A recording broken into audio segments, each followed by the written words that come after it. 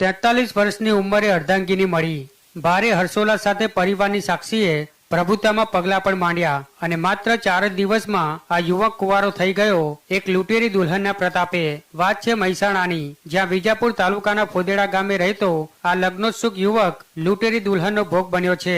યુવક સુનિલભાઈ પટેલ અને તેમની વિધવા માતા ખેતીકામ કરી ગુજરાન ચલાવે છે, પણ 43 વર્ષે પણ દીકરો કુંવારો રહેતા માતાએ એજન્ટ થ્રુ દીકરાના લગ્ન કરવાનું નક્કી કર્યું અને જસીબેન નામે એજન્ટ મળી પણ ગયા અને અમદાવાદમાં રહેતી દુલ્હન સાનિયા પટેલ સાથે લગ્ન કરાવી આપવાનું નક્કી થયું અને લગ્ન પહેલા નક્કી કરેલી રકમ 2.50 લાખ પણ દુલ્હનને આપી દીધી અને મંદિરમાં પહોંચી ફૂલહાર કરી હરખભેર લગ્ન કરી લીધા। જોકે લગ્નના 4 દિવસ બાદ સાનિયાના પરિવારના સભ્યો દુલ્હનને પોતાના ઘરે લઈ ગયા, જે બાદ તે પાછી જ ન આવી અને ફોન કરી સંપર્ક કર્યો તો ફોન બંધ આવવા લાગ્યો।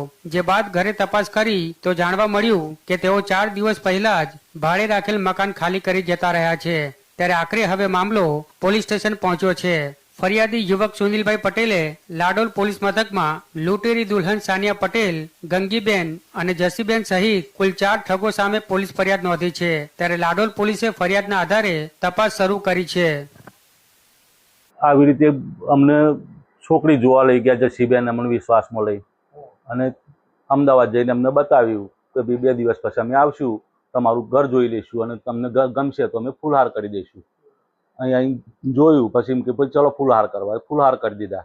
અમને કીધું કે ઘર ખર્ચ માટે અમને થોડું લગ્ન ખર્ચનું બધું કરવા માટે થોડી રકમ આપવી પડશે, એ નક્કી કરે રકમ અમે આપી દીધી એમને। 2,51,000 રૂપિયા રોકડા આપેલા અને 25,000 રૂપિયાના દાગીના આપેલા।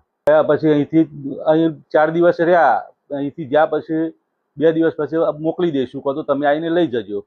મને લેવા આવવાનો ફોન આવ્યો, હું લેવા ગયો તો એટલે એમને ફોન બંધ કરી દીધા બધાએ।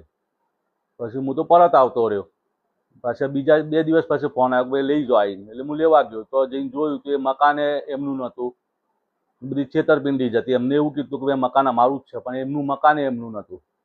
એમાં ગંગાબેનને મોટો ફ્રોડ કર્યું છે એમને, અમારા વિશ્વાસમાં બધા ગંગાબેનને લઈને અમને મોટું ફ્રોડ કર્યું।